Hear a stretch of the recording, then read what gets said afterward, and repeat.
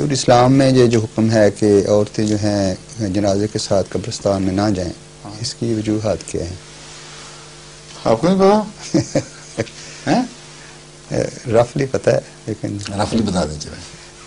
اس میں یہی ہے کہ سب کچھ ہے بچے بنے ہوئے کہ عورتیں کیونکہ مردوں کی نسبت زیادہ جذباتی ہوتی ہیں، تو وہاں جا کے وہ زیادہ جذباتی نہ ہو جائیں. اور کیا کریں؟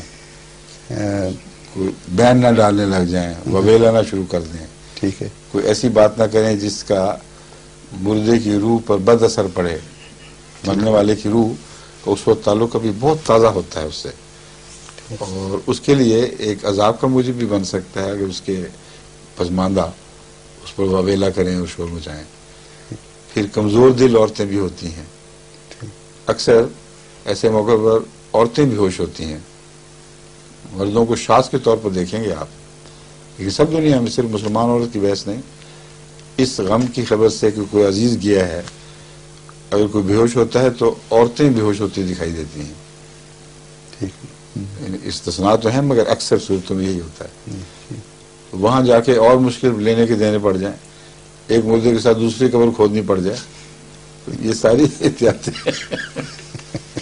اللہ نے ان سے بچا دیا. ٹھیک ہے. ٹھیک ہے.